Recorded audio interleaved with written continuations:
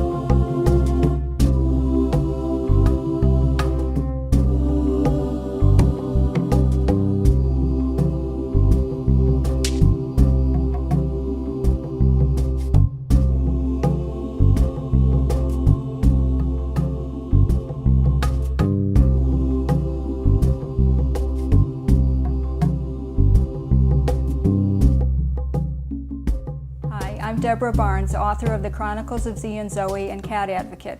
I'm here today with Christine Michaels of Riverfront Cats. Christine, thank you so much for taking the time to talk to me today about the feral cat situation on the Loews property. This story has caused such an uproar and floodgate of response from cat activists that you even made USA Today. Can you please give me a brief history on the cats that live on this property and how you found out about the hotel's decision to trap the cats and bring them to a shelter?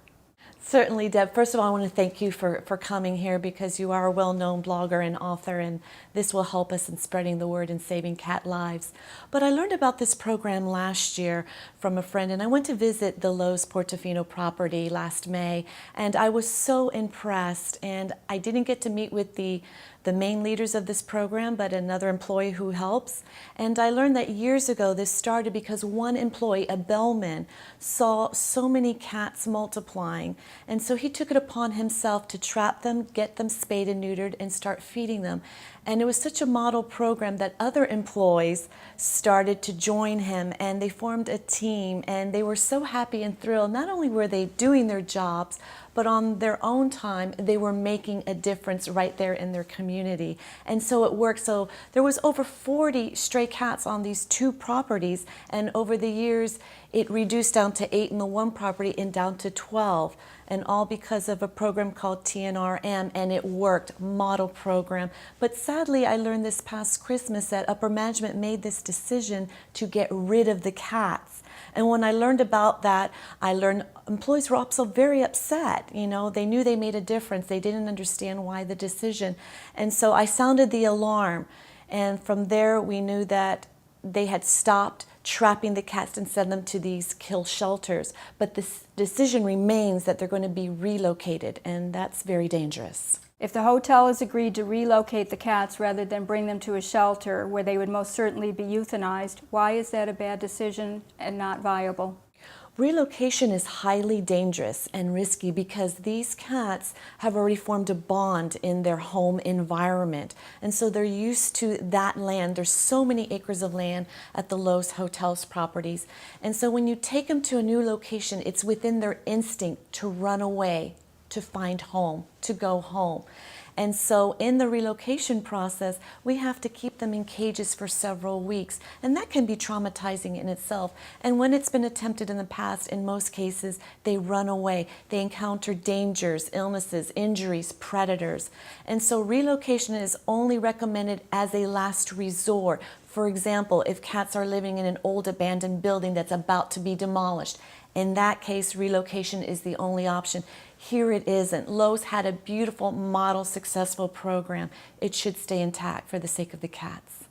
That all makes sense now. Then can you please tell us what we all can do to help save these cats?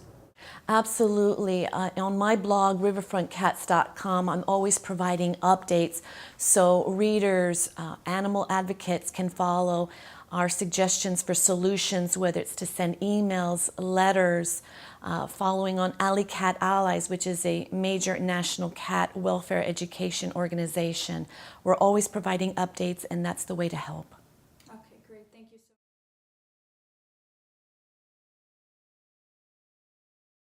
so There are a lot of misconceptions about feral cats. Society seems to fear them and categorizes them as being dangerous and filthy creatures that destroy wildlife populations and carry diseases. I know that you're a caretaker of the Miami Riverfront colony of cats. Can you please tell us what a feral cat is and why they can and should peacefully coexist in a community? That's an excellent question, Deb. A feral cat is one that's been born outdoors, most likely from a stray cat, and they've only known the outdoors. They've bonded with their home environment. And so that's why it's actually wrong to try to bring one in indoors, to give them boundaries. They don't know boundaries, and we're taking away that freedom from them. So to try to domesticate them is actually not the best thing for feral cats. They can live outdoors with shelter, or we can provide them little cat houses and food, and so that's the best thing for them. And when we get them spayed and neutered, they're also given rabies vaccinations, so they don't always carry diseases as most people think. There are several different types of cats. There's a feral cat, a stray cat, and a pet cat. Can you please explain to me what the differences are in those types of cats? Sure. A pet cat, normally people adopt cats when they're kittens from a rescue shelter, and they've had that cat since it was little and raised the kitten to be a cat, and so it's always known a home. A stray cat is a cat that's had an owner who's lost its way from the home, or the owner may have abandoned and dumped that cat somewhere, which is illegal. So those are the differences between a pet stray and a feral. You don't have to know a lot about cats to know that they can reproduce quickly, which causes streets and shelters to be overrun with cats. I have heard of something called a TNR program to manage the feral cat population and to keep them healthier. Can you please explain what TNR is and why it is such an important concept?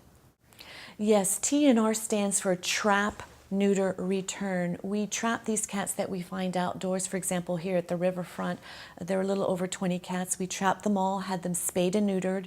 They also get a rabies vaccination, and then we return them to their home environment that they're already familiar with. And so we've added a new concept to the TNRM called manage, trap, neuter, return, manage, because as one of the caretakers, I am managing this colony, and it's like having a pet cat outdoors. Feed them every day, make sure they get their food and water, and they're very happy and healthy, and soon we're going to go outside and see them do their little happy dance when they're fed. It's kind of funny to me. I love cats, so it almost seems cruel on the surface to let them live on the street. Why is it so important feral cats remain outdoors? That's their home, and there's no place like home, and so that's what they know. If you try to bring them indoors, they can go a little stir crazy with the boundaries, and so again, you don't want to domesticate a feral cat. They're familiar with the outdoors, they feel safer out there, they know the lay of the land if there's any predators, and so it's really best for the feral cats that are not social with humans in general to remain out there with their known shelter and a food source. All right then, if feral cats and stray cats are wandering on the streets, how does someone tell them apart, and what can we do to ensure that each cat is properly taken care of? Well, there's two different ways. First, constant interaction with cats will let us know whether they've been used to humans. A stray cat eventually will warm up to a caretaker when it's feeding them and allow us to pet them, where a feral cat will not. Another sign that a cat has been spayed or neutered is to check their ear. When you look at this ear, their right ear, when you're facing them, their left ear, the tip is sliced off. That is a sign that that is an outdoor cat that has been sterilized, another word for being spayed or neutered. So that way you know you don't have to take it in for another operation. This information was great and really helped clear up many of the misconceptions I had about the differences in cats. One thing they all have in common, however, is that they are considered domestic animals and are protected by anti-cruelty laws. Can you please tell people what they should do if they see someone mistreating a cat? Absolutely. For example, if someone is dumping their cat at a park, a parking lot, that is considered cruel and inhumane. It is illegal for the most part under Florida law to dump any pet anywhere. And so what they must do immediately is first contact the police. A quicker route is if you have a local animal services shelter, because the police in turn will contact them, but this is a quicker step by you contacting Animal Services directly, and also if your city has a local SPCA. So definitely those are the 3 routes. If you see any harm to cats, or if someone's trapping cats and leaving them in cages for long hours in sun, that's also very cruel. So those are the 3 steps they should take. Thank you so much for your time, Christine. For more information on stray and feral cats, please visit Alley Cat Alleys, the #1 nationwide nonprofit organization dedicated to the welfare of cats and educating the public about pets and ferals.